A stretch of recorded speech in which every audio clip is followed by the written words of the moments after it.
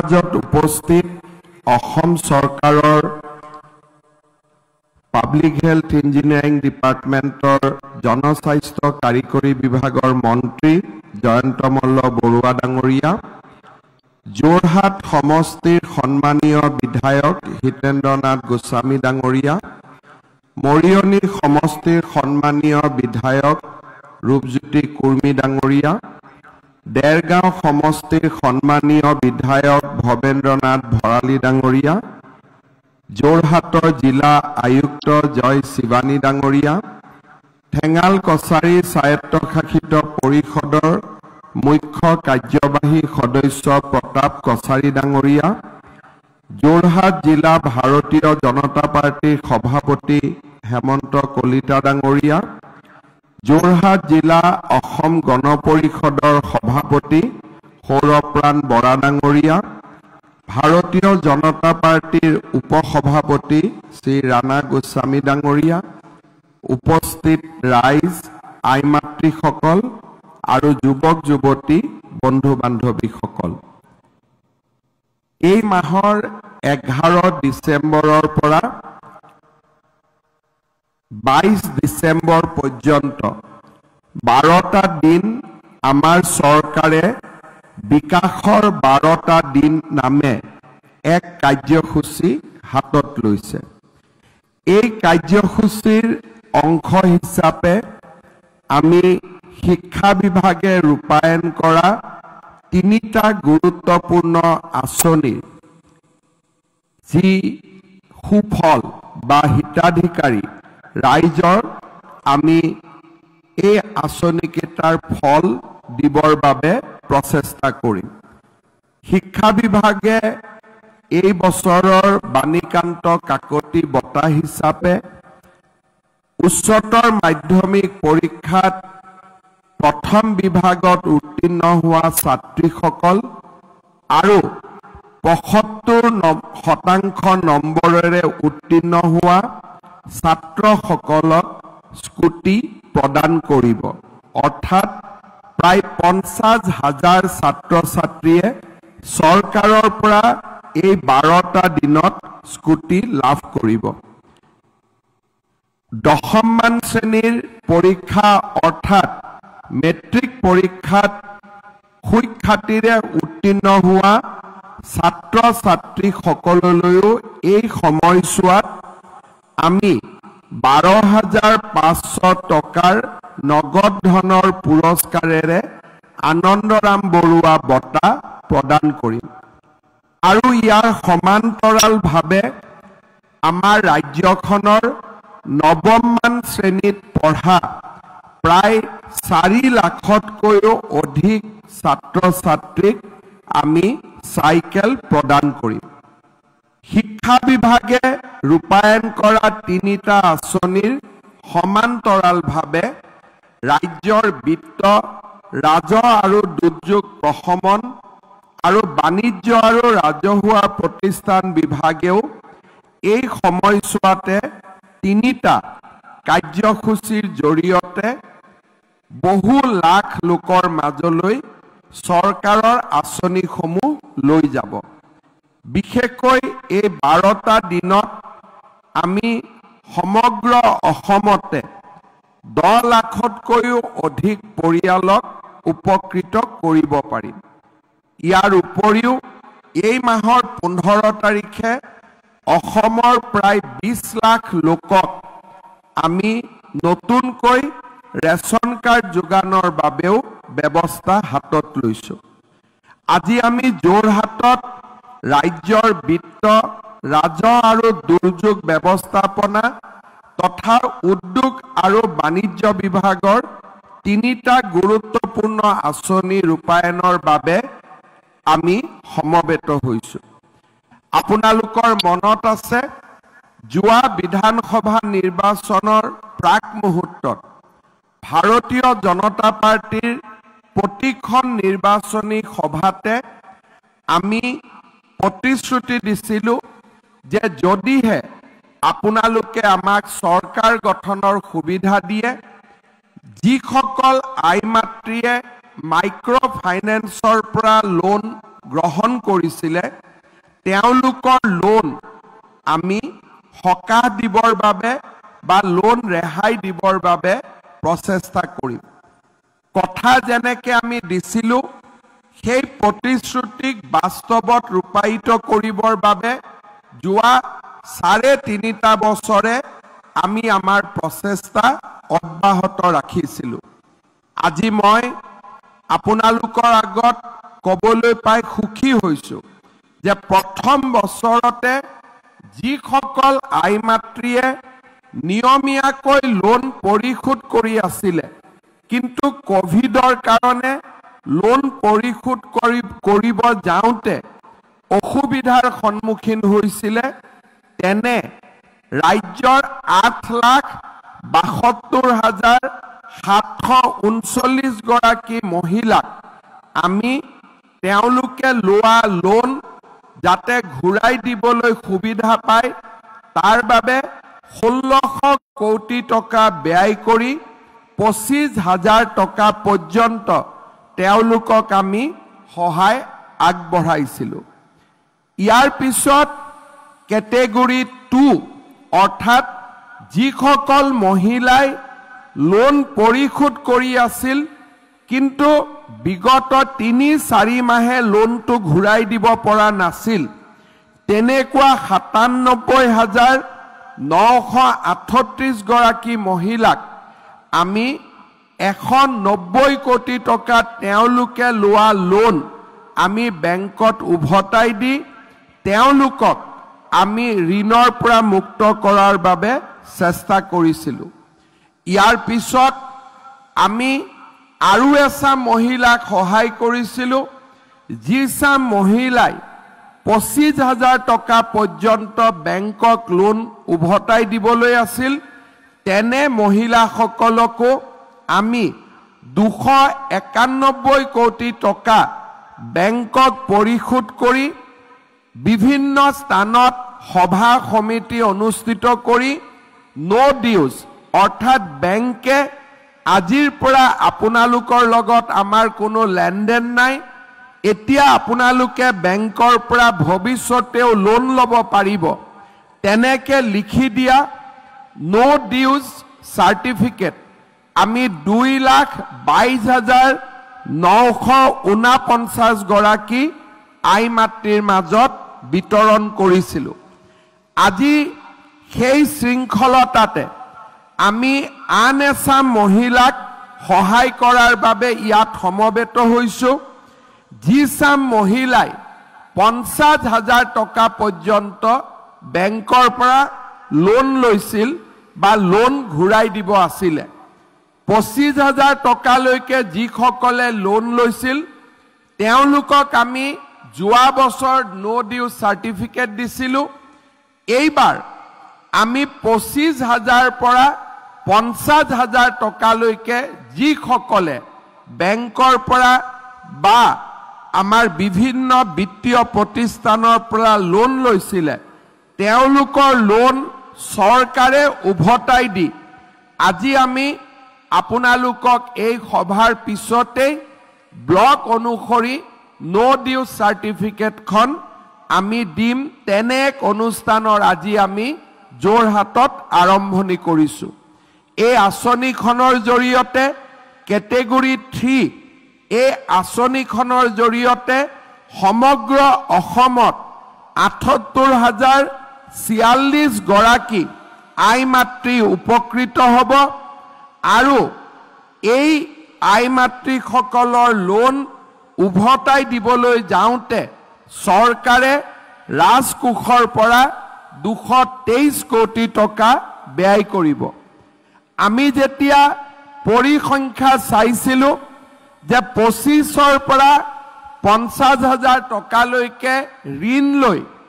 এতিয়ালৈকে উভতাই দিব নোৱাৰা আটাইতকৈ মহিলা কোন জিলাত বেছি আছে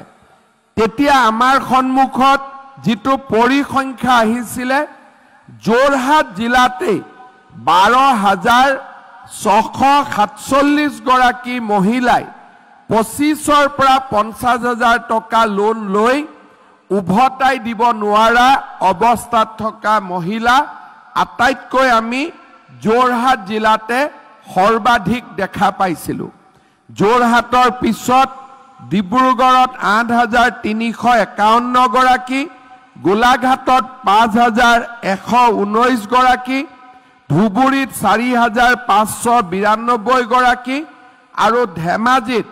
4,560 গৰাকী মহিলা এই ধৰণে লোন লৈ লোন ঘূৰাই দিব নোৱাৰা অৱস্থাত আছিল। সেয়েহে এই বিশেষ অনুষ্ঠানটোৰ আৰম্ভণি আমি যোৰহাট জিলাতে কৰিবলৈ সিদ্ধান্ত লৈছিলোঁ আৰু আজিৰ পৰা যোৰহাট জিলাৰ 12,667 গৰাকী আই মাতৃ লোনৰ বোজাৰ পৰা সদায়ৰ বাবে মুক্ত হ'ব আৰু এতিয়াৰ পৰা আপোনালোকে বেংকত গলে নতুনকৈ লোন ল'ব পাৰিব। আপোনালোকক আৰু বেংকে পুৰণা লোনৰ কথা নুসুধে। এতিয়াৰ পৰা আপোনালোকে বেংকত যদি আমি আজি আপোনালোকক যিখন চাৰ্টিফিকেট দিম সেই চাৰ্টিফিকেটখন লৈ বেংকলৈকে যাই ভৱিষ্যতে যদি লোন ল'ব খোজে আপোনালোকে আজিৰ পৰা লোনৰ বাবে যোগ্য বুলি বিবেচিত হ'ব। আৰু সেয়েহে আজিৰ দিনটোত প্ৰতিগৰাকী আই মাতৃকে মই অভিনন্দন জনাইছোঁ। এই আঁচনিখনৰ অতিকে প্ৰয়োজন আছিল এইবাবেই যে এই বছৰৰ ভিতৰতে আমি লাখপতি বাইদেউৰ যি আমি আঁচনি হাতত লৈছিলোঁ সেই আঁচনিখনো আমি ৰূপায়ণ কৰাৰ বাবে আগবাঢ়িম। অৰ্থাৎ এতিয়া আমাৰ ভেৰিফিকেশ্যনৰ কাম চলি আছে আৰু ভেৰিফিকেশ্যনৰ কাম শেষ হোৱাৰ পিছত আমাৰ বিধায়কসকলৰ ওচৰলৈকে তালিকাখন যাব আৰু বিধায়কসকলে মঞ্জুৰি কৰি দিয়াৰ লগে লগে আমাৰ আত্মসহায়ক গোটত থকা আই মাতৃসকলে 10,000 টকাকৈ চৰকাৰৰ পৰা বেংকত তেওঁলোকে ধন পাব। কিন্তু মোৰ উদ্দেশ্য হ'ল যে অকল 10,000 টকাই দিয়া নহয়, 2025 চনত যদি আমি 10,000 টকা দিওঁ, 2026 চনত আমি আৰু 15,000 টকা দিয়াৰ লগতে বেংকৰ পৰাও আমি লোন দিয়াবৰ বাবে চেষ্টা কৰিম। কিন্তু আজি যদি আপোনালোকৰ এই বেংকৰ পৰা লোন ঘূৰাই দিয়া নো ডিউ চাৰ্টিফিকেটখন নাপালেহেঁতেন চৰকাৰে ক'লেও আপোনালোকক বেংকে কেতিয়াও লোন নিদিলেহেঁতেন। সেইকাৰণে আজিৰ এই প্ৰমাণ পত্ৰখনে আপোনালোকক ভৱিষ্যতে লাখপতি বাইদেউৰ আঁচনিৰ অধীনত আগবাঢ়ি যোৱাৰ বাবেও আপোনালোকক সহায় কৰিব আৰু সেইকাৰণে আমি ততাতয়াকৈ আপোনালোকক এই নো ডিউ চাৰ্টিফিকেটখন দিয়াৰ বাবে সিদ্ধান্ত লৈছিলোঁ। আৰু আজি এই নো ডিউ চাৰ্টিফিকেটখন দিয়াৰ পিছত বেংকৰ লগত আপোনালোকৰ লেনদেন নাথাকিব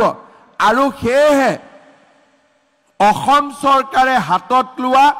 আন বহু আঁচনিৰ পৰা আপোনালোকে উপকৃত হ'ব। মই কেইদিনমান আগতে আমাৰ যোৰহাট জিলাত লাখপতি বাইদেউত কিমান বাইদেউ উপকৃত হ'ব মই হিচাপটো চাওঁতে দেখা পাইছিলোঁ যে যোৰহাট জিলাতে 1 লাখতকৈও বেছি মহিলাই এই লাখপতি বাইদেউ আঁচনিৰ অধীনত বেংকত 10,000 আমাৰ বেংক একাউণ্টত চৰকাৰৰ পৰা 10,000 টকাকৈ লাভ কৰিব আৰু গোটেই অসমৰ ভিতৰতে যোৰহাট জিলাতে আটাইতকৈ বেছি লাখপতি বাইদেউৰ অধীনৰ আঁচনিৰ অধীনত হিতাধিকাৰী মই দেখা পাইছোঁ। শ্ৰদ্ধাৰ আই মাতৃসকল, আজিৰ দিনটোতে মই আৰু এটা বিশেষ কথা আপোনালোকক ক'ব বিচাৰিছোঁ। অহা 15 তাৰিখৰ পৰা 21 আৰু কৰবাত 28 তাৰিখলৈকে আমাৰ সমষ্টিয়ে পুলিং বুথে গাঁও সভা অনুষ্ঠিত হ'ব। এই গাঁও সভাবিলাকৰ মাজেদিয়ে আমি ৰাজ্যখনত তৃতীয় যিটো অৰুণোদয় তৃতীয় সংস্কৰণ বুলি আমি কওঁ তাৰ হিতাধিকাৰীসকল আমি নিৰ্বাচিত কৰিম। ইয়াৰ ফলত আমি দুই ধৰণৰ মহিলাক নিৰ্বাচিত কৰিম। এটা হৈছে যিসকলে পুৰণা অৰুণোদয় পাই আছে তেওঁলোকে নতুনকৈ অৰুণোদয় পাব যোগ্য হয় নে নহয় তাৰ বিষয়ে আমি বিচাৰ আৰু বিবেচনা কৰিম। অৰ্থাৎ কোনোবা যদি কাৰোবাৰ ঘৰত এই সময়ছোৱাত চৰকাৰী চাকৰি হৈছে, আৰ্থিক অৱস্থাৰ উন্নতি হৈছে, তেতিয়াহ'লে তেওঁলোকে অৰুণোদয় তৃতীয়টোৰ বাবে তেওঁলোক হিতাধিকাৰী হিচাপে নাথাকিব। সেইকাৰণে যিসকলে আগতে অৰুণোদয় পাই আছে তেওঁলোকেও নিজৰ নাম যদি ভৱিষ্যতে অৰুণোদয় পাই থাকিব খোজে গাঁও সভাত উপস্থিত হৈ নিজৰ নাম তেওঁলোকে তালিকাভুক্ত কৰিব লাগিব। আনহাতে আমি আকৌ যিসকলে কেতিয়াও অৰুণোদয় পোৱা নাই তেনেকুৱা অৰুণোদয় নোপোৱা প্ৰত্যেকটো সমষ্টিতে আমি 10ৰ পৰা 12-13 হাজাৰলৈকে আৰু নতুনকৈ আই মাতৃসকলক আমি অৰুণোদয়ৰ কাৰণে নিৰ্বাচন কৰিম। অৰ্থাৎ যোৰহাট সমষ্টিত মৰিয়নি সমষ্টিত আগতে যদি 27,000 মহিলাই এই আঁচনি পাই আছিলে অহা 15ৰ পৰা 28 তাৰিখৰ ভিতৰত আমি 40,000 একোটা সমষ্টিত আমি অৰুণোদয় আঁচনিৰ বাবে হিতাধিকাৰী নিৰ্বাচন কৰিম। সেইবাবে আমাৰ যিসকল আই মাতৃয়ে আগতে অৰুণোদয় পাই আছে নতুনকৈও পাই থাকিব খোজে তেখেতসকলেও যাতে নিজৰ নাম আকৌ এবাৰ হিতাধিকাৰী হিচাপে সন্নিবিষ্ট কৰে আৰু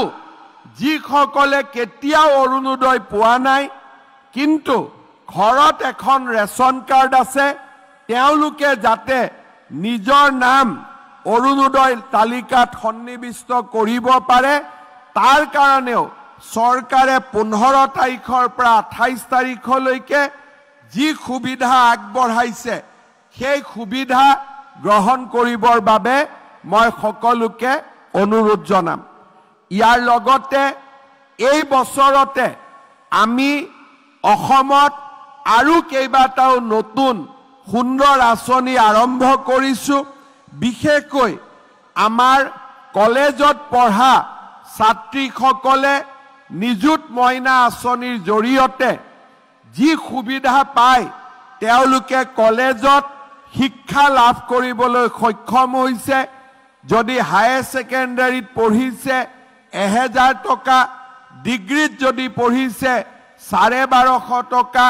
পোষ্ট গ্ৰেজুৱেটত যদি পঢ়িছে 2500 টকা পৰ্যন্ত আজি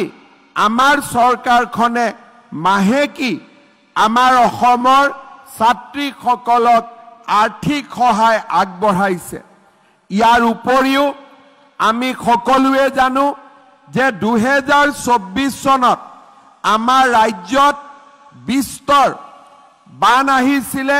ৰাইজৰ বিস্তৰ ক্ষতিসাধন হৈছিলে। এই বানপানীৰ সময়ত আমি ৰাইজক যিমান পাৰো সহায় কৰাৰ বাবে চেষ্টা হাতত লৈছিলো। ইয়াৰ উপৰিও ধুবুৰীত কিছুদিন আগত আমাৰ যোৰহাট, ধুবুৰী, তিনিচুকীয়াত কিছুদিন আগতে ধুমুহাৰ ফলত যিসকল ৰাইজে নিজৰ গৃহ আদি হেৰুৱাবলগীয়া হৈছিল তেওঁলোককো আমি যাতে সহায় কৰিব পাৰো তাৰ বাবে ৰাজ্য চৰকাৰে বিভিন্ন সময়ত প্ৰচেষ্টা চলাই আহিছিল। আজি মই অত্যন্ত গৌৰৱেৰে সৈতে ক'ব খোজো যে 2024 চনৰ বানপানীৰ সময়ত ক্ষতিগ্ৰস্ত হোৱা 6,84,887টা পৰিয়াললৈও আজিৰ দিনটোত আমি 353 কোটি টকা আমি সাহায্য হিচাপে আগবঢ়াম, যি অসমৰ বানপানীত বিভিন্ন ধৰণে ক্ষতিগ্ৰস্ত হোৱা ৰাইজক সহায় আৰু সহযোগিতা কৰিব। ইয়াৰ আগতে বানপানীৰ সময়ত যি মানুহে ঘৰ হেৰুৱাইছিলে বা তেওঁলোকৰ সাজ পোছাক বা বাচন বৰ্তন বা তেওঁলোকৰ পশুধন বা তেওঁলোকৰ ফিচাৰী আদি হেৰুৱাইছিলে, তেওঁলোকে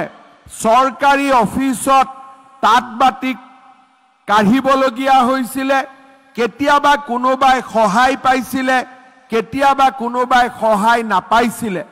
কিন্তু এইবাৰ বানপানীৰ সময়তে আমি তালিকা বনাই ৰাখিছিলোঁ আৰু সেয়েহে বানপানী শেষ হোৱাৰ লগে লগে আজি আমি 6 লাখতকৈও অধিক পৰিয়ালক নিজে মাতি আনি আজি আমি তেওঁলোকক বান সাহায্য প্ৰদান কৰিছোঁ। আৰু আজি এই সভাৰ পিছতে যোৰহাট জিলাত যিসকল ক্ষতিগ্ৰস্ত হৈছিলে তেওঁলোকৰ বেংক একাউণ্টত 3 বজাৰ ভিতৰতে নিজে নিজে এই সাহায্যৰ টকাসমূহ সোমাই যাব। কতো অফিচত যাব নালাগে, ৰাইজে পোনপটীয়াকৈ সহায় পাব পাৰিব। ইয়াৰ উপৰিও আজি আমি আমাৰ যোৰহাট জিলা আৰু ৰাজ্যখনৰ কেইবাটাও আত্মসহায়ক গোটৰ সদস্যসকলক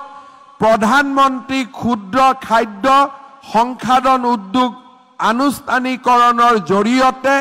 কেন্দ্ৰীয় চৰকাৰৰ 90% আৰু ৰাজ্য চৰকাৰে দিয়া 10%ৰে আমি বহুকেইটা মহিলা আত্মসহায়কক সহায়ক গোটত আজি আমি সহায় কৰিম। ৰাজ্যখনত 6490 গৰাকী মহিলা বা আত্মসহায়ক গ্ৰুপৰ আই মাতৃ উপকৃত হ'ব আৰু যোৰহাট জিলাৰ 366 গৰাকী আই মাতৃয়ে আজি এই আঁচনিৰ সুফল লাভ কৰিবলৈ সক্ষম হ'ব। শ্ৰদ্ধাৰ ৰাইজ, ব্যক্তিগত হিতাধিকাৰীৰ উপৰিও আজি আমি যোৰহাট ৰাইজৰ বাবে খোৱা পানী যোগান আঁচনি অৰ্থাৎ যোৰহাটৰ ৰাইজৰ খোৱা পানীক লৈ যি বহুদিনীয়া সমস্যা আছিল, সেই সমস্যা আজি আমি সমাধান কৰাৰ বাবেও যোৰহাট নগৰ পানী যোগান আঁচনিৰ ভূমি পূজন আৰু শিলান্যাস সম্পন্ন কৰিম। ৰাইজক জনাবলৈ পাই ভাল পাইছোঁ যে ব্ৰহ্মপুত্ৰ নদীৰ পৰা 7.5 কিলোমিটাৰ দীঘল পাইপলাইনেৰে আমি পানী লৈ আহি প্ৰায় 32 কিলোমিটাৰ এলিভেটেড সাৰ্ভিস ৰিজাৰ্ভিয়াৰ আৰু ইণ্টাৰমিডিয়েটেড পাম্পিং ষ্টেচনৰ পৰা প্ৰায় 32 কিলোমিটাৰ দীঘল পাইপলাইনেৰে আমি পানী ডিস্ট্ৰিবিউশন পইণ্টলৈ লৈ আহি আৰু 183 কিলোমিটাৰ দৈৰ্ঘ্যৰ পাইপলাইনেৰে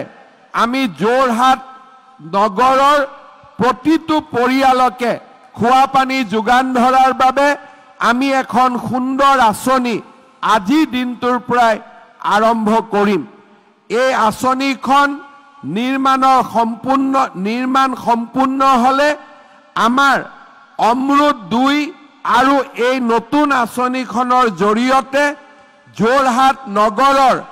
1 লাখ অৰ্থাৎ যদি পৰিসংখ্যা হিচাপত চাবলৈ যাওঁ 91,880 গৰাকী ব্যক্তিলৈ আমি পানী যোগান সেৱা আগবঢ়াব পাৰিম। যোৰহাটত যেতিয়া ৰাজ্য চৰকাৰৰ কেবিনেট হৈছিল তেতিয়াই এই আঁচনিটোৰ কাম আমি লোৱাৰ বাবে সিদ্ধান্ত গ্ৰহণ কৰিছিলোঁ আৰু আজি যোৰহাটৰ ৰাইজৰ বাবে 170 কোটি টকা ব্যয়েৰে এই যোৰহাট পানী যোগান আঁচনিটোৰ কাম আৰম্ভ কৰিবলৈ পাই আমি নিজে গৌৰৱ অনুভৱ কৰিছোঁ। মই আশা কৰোঁ জনস্বাস্থ্য কাৰিকৰী বিভাগে অতি কম দিনৰ ভিতৰতে এই পানী যোগান আঁচনিটো সম্পূৰ্ণ কৰিব আৰু যোৰহাটৰ ৰাইজক বিশুদ্ধ খোৱা পানী যোগান ধৰিব এই পানী যোগান আঁচনিটোৰ এটা বিশেষ গুৰুত্ব হৈছে যে এই পানী যোগান আঁচনিটো স্কাডা অৰ্থাৎ নো হিউম্যান টাচ য'ত কৰবাত যদি পানীৰ পাইপ ফুটিছে আমি নিজে নিজে গম পাম কৰবাত যদি পানীৰ প্ৰেছাৰ কম হৈছে আমি নিজে নিজে গম পাম পানীৰ প্ৰবাহ চাপ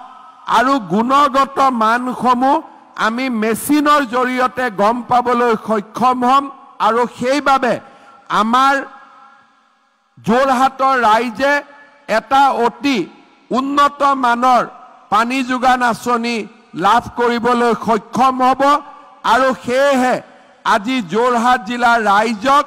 সেই সুন্দৰ দিনটোত আজিৰ এই সুন্দৰ দিনটোত মই আকৌ এবাৰ অভিনন্দন জনাম আৰু ৰাজ্য চৰকাৰে গ্ৰহণ কৰা প্ৰচেষ্টাসমূহে যোৰহাটৰ ৰাইজক যাতে সহায় কৰিব পাৰে তাৰ বাবে আমি নিৰন্তৰ প্ৰচেষ্টা চলাই যাম শ্ৰদ্ধাৰ ৰাইজ আজিৰ এই দিনটোত আমি আকৌ এবাৰ মনত পেলাম যে যোৱা 2021 চনত আমাৰ চৰকাৰে দায়িত্ব লোৱাৰ সময়ত আমি এখন নতুন অসমৰ নিৰ্মাণৰ সংকল্প হাতত লৈছিলোঁ যোৱা 3.5 বছৰত এটা আন্দোলন বিবৰ্জিত পৰিৱেশত আমি আমাৰ ৰাজ্যখনক এটা নতুন দিগন্তলৈ লৈ যাব পাৰিছো আজি আমাৰ অসমত প্ৰত্যেক বছৰে আমি যি ধৰণে বিকাশৰ কাৰ্যসূচীসমূহ ৰূপায়ণ কৰিছো এনে ধৰণৰ কাৰ্যসূচী আগতে আমাৰ ৰাজ্যত কেতিয়াও কোনেও আৰম্ভও কৰিব পৰা নাছিল আৰু কোনেও তেনেকুৱা কথা চিন্তাও কৰিব পৰা নাছিল যোৱা কেইদিনমান আগতে আমি গুৱাহাটীত এটা অনুষ্ঠানত ৰাইজক মই জনাইছিলোঁ যে ভাৰতৰ ভিতৰতে আজি অসমে এনেকুৱা এখন ৰাজ্য যিখন ৰাজ্যত হয়তো অহা 5টা বছৰৰ ভিতৰত প্ৰতিখন জিলাতে একোখনকৈ মেডিকেল কলেজ হ'ব একোখনকৈ বিশ্ববিদ্যালয় হ'ব আৰু ব্ৰহ্মপুত্ৰৰ ওপৰত একোখনকৈ দলং হ'ব মোক এজনে প্ৰশ্ন কৰিছিল যে জিলাই জিলাই ব্ৰহ্মপুত্ৰৰ ওপৰত দলং কেনেকৈ হ'ব তেতিয়া মই তেওঁক কৈছিলোঁ যে আপুনি অলপ দেৰিৰ কাৰণে চকুটো বন্ধ কৰি মোৰ কথাখিনি শুনি গৈ থাকক তেতিয়া আপুনি গম পাব যে আমাৰ জিলাই জিলাই ব্ৰহ্মপুত্ৰৰ দলং কেনেকৈ হ'ল প্ৰথমতে মই তেওঁক কৈছিলোঁ যে ভূপেন হাজৰিকা সেতু ক'ত আছে তেতিয়া তেওঁ মোক কৈছিলে তিনিচুকীয়া জিলাত আছে তাৰ পিছত মই তেওঁক কৈছিলোঁ যে বগীবিল ক'ত আছে তেওঁ মোক কৈছিলে যে বগীবিল ডিব্ৰুগড়ত আছে তাৰ পিছত মই কৈছিলোঁ শিৱসাগৰত হোৱা নাই মাজুলী আৰু যোৰহাটৰ দলং ক'ত হৈ আছে তেওঁ মোক কৈছিলে যে যোৰহাট আৰু মাজুলী জিলাত হ'ব তেতিয়া মই তেওঁক কৈছিলোঁ যে গোলাঘাট আৰু গহপুৰৰ মাজত আমি ব্ৰহ্মপুত্ৰৰ তলেদি সুৰংগ বনোৱাৰ কাম এই বছৰত আৰম্ভ কৰিম কোন জিলা দুখন সামৰি ল'ব বোলে তেতিয়া গোলাঘাট আৰু বিশ্বনাথ সামৰি ল'ব তাৰ পিছত মই তেখেতক কৈছিলোঁ যে কলিয়া ভুমুৰা দলং ক'ত আছে কেইদিনমান আগতে প্ৰধানমন্ত্ৰী ডাঙৰীয়াই কলিয়াবৰত দ্বিতীয়খন দলঙো সমাপন কৰিলে তেতিয়া তেওঁ মোক ক'লে যে নগাঁও আৰু শোণিতপুৰ জিলা সামৰি কলিয়া ভুমুৰাৰ দলং আছে তাৰ পিছত মই তেওঁক কৈছিলোঁ এই বছৰতে আমি দলগাঁও আৰু লাহৰি ঘাটক সামৰি আৰু এখন ব্ৰহ্মপুত্ৰৰ দলঙৰ কাম আৰম্ভ কৰিম এই দলংখন কোন জিলাত হ'ব তেতিয়া তেওঁ মোক কৈছিল মৰিগাঁও আৰু দৰঙত হ'ব তাৰ পিছত মই তেওঁক সুধিছিলোঁ নাৰেংগী আৰু কুৰুৱাৰ দলং ক'ত হ'ব তেওঁ মোক কৈছিলে কামৰূপ মহানগৰ আৰু দৰং জিলাত হ'ব তাৰ পিছত মই তেওঁক কৈছিলোঁ গুৱাহাটী উত্তৰ গুৱাহাটীৰ দলং ক'ত হ'ব শৰাইঘাটৰ দলং ক'ত হ'ব তেওঁ মোক কৈছিলে কামৰূপ মহানগৰ আৰু কামৰূপ জিলাত হ'ব তাৰ পিছত মই তেওঁ খুদিছিলো পলাশবাৰী শুৱালকুছিত ব্ৰহ্মপুত্ৰৰ দলং কোন দুখন জিলা খামৰি নিৰ্মাণ হৈ আছে তেওঁ মোক কৈছিলে কামৰূপ আৰু নলবাৰী জিলা খামৰি নিৰ্মাণ হৈ আছে তাৰ পিছত মই তেওঁ খুদিছিলো যে ফুলবাৰীত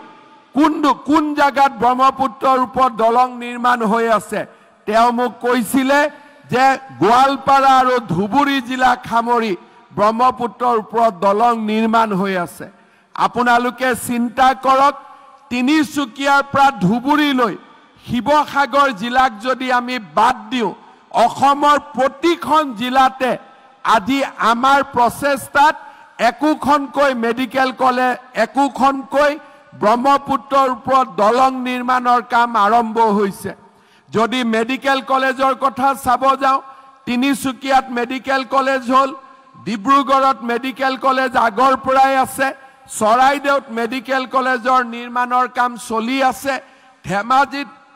মেডিকেল কলেজৰ নিৰ্মাণৰ কাম চলি আছে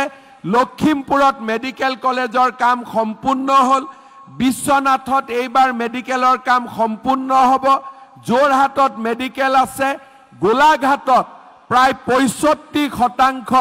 মেডিকেল কলেজৰ নিৰ্মাণৰ কাম শেষ হ'ল নগাঁৱত মেডিকেল কলেজ হ'ল মৰিগাঁৱত মেডিকেল কলেজৰ কাম চলি আছে গুৱাহাটীত আগৰ পৰা মেডিকেল কলেজ আছে নলবাৰী বৰপেটা কোকৰাঝাৰ আৰু ধুবুৰী প্ৰতিখন জিলাতে একোখনকৈ অসমত মেডিকেল কলেজ আছে অৰ্থাৎ ২৩খন জিলাত আজি আমাৰ ৰাজ্যত মেডিকেল কলেজ আছে তেনেকে যদি আমি বিশ্ববিদ্যালয়ও চাব যাওঁ এতিয়া আমাৰ ৰাজ্যত একোখন জিলাত একোখনকৈ বিশ্ববিদ্যালয় আৰু কোনোবা জিলাত দুখনকৈ বিশ্ববিদ্যালয় নিৰ্মাণ হোৱাৰ ফালে আমি আগবাঢ়িছো যেনে যোৰহাটত যদি কৃষি বিশ্ববিদ্যালয় আছে অহা বছৰ ভিতৰত জেবি কলেজো বিশ্ববিদ্যালয়লৈ ৰূপান্তৰ হ'ব অৰ্থাৎ অসমে এখন ৰাজ্য যি ৰাজ্যত প্ৰতিখন জিলাতে হয় ব্ৰহ্মপুত্ৰৰ ওপৰতো দলং আছে বিশ্ববিদ্যালয়ও আছে আৰু মেডিকেল কলেজো আছে এতিয়া যদি আমি চাব যাওঁ এই কামবোৰ কেনেকৈ হ'ল এই কামবোৰ কেতিয়া হ'ল আৰু অসমৰ উন্নয়নৰ এই নতুন পৰিৱেশ কেতিয়া নিৰ্মাণ হ'ল কোনো মানুহে মোক ক'ব নোৱাৰিব যে ২০১৪ চনৰ আগৰ অসমখন কি আছিল আৰু আজিৰ অসমখন কি হৈ পৰিবলৈ আৰম্ভ কৰিছে কোনেও কল্পনা কৰা নাছিল যে বগীবিলৰ দলঙৰ নিৰ্মাণৰ শেষ হ'ব ধলাশদিয়াত দলং নিৰ্মাণ হ'ব কোনেও ভবা নাছিল মাজুলী যোৰহাটৰ ওপৰত ব্ৰহ্মপুত্ৰৰ দলং হ'ব কোনেও ভাবা নাছিল কাজিৰঙাৰ ওপৰত এলিভেটেড কৰিডৰ হ'ব কোনেও ভবা নাছিল যে অসমৰ প্ৰতিখন জিলাতে একোখন বিশ্ববিদ্যালয় হ'ব পাৰে কোনেও চিন্তা কৰা নাছিল যে আমাৰ অসমতে অৰুণোদয়ৰ দৰে আঁচনি হ'ব পাৰে আৰু অৰুণোদয় আঁচনি আজি লৈ গৈ মধ্যপ্ৰদেশ মহাৰাষ্ট্ৰ পশ্চিমবংগ আৰু ঝাৰখণ্ডৰ দৰে চৰকাৰে নিজৰ ৰাজ্যত অৰুণোদয়ৰ দৰে আঁচনি ৰূপায়ণ কৰিব পাৰিব অসমে আগতে আন ৰাজ্যৰ পৰা শিকিছিলে কিন্তু আজি আমাৰ অসমে ভাৰতৰ আন ৰাজ্যবোৰৰ কাৰণে বিকাশৰ ক্ষেত্ৰত আদৰ্শ ৰূপে প্ৰতিষ্ঠা হৈছে আজি আমাৰ বাবে আমাৰ ৰাজ্যখনৰ বাবে এই গোটেই সময়ছোৱা হ'ল এক গৌৰৱৰ সময় আমাৰ ৰাজ্যখনক আগবঢ়াই লৈ যোৱাৰ সময় আজি ভাৰতত কোনো ৰাজ্য বিচাৰি নাপাব য'ত দুখীয়া মানুহক বিচাৰি ৰেচন কাৰ্ড দিয়া হয়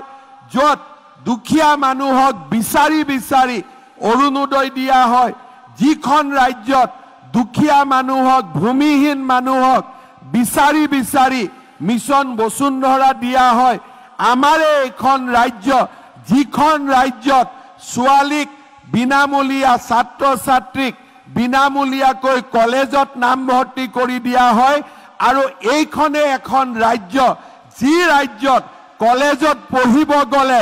কলেজৰ প্ৰিন্সিপালক টকা দিব নালাগে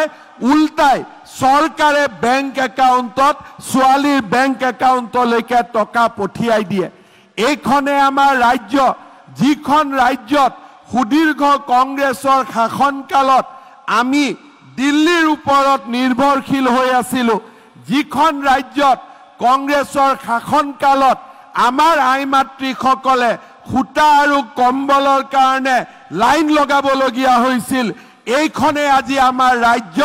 য'ত 1.5 লাখ যুৱক যুৱতীক এটকাও পইচা নিদিয়াকৈ চৰকাৰী চাকৰি দিব পৰা অৱস্থাত আহিছে যোৱাকালি মই ফেচবুক লাইভত এটা কথা কৈছিলো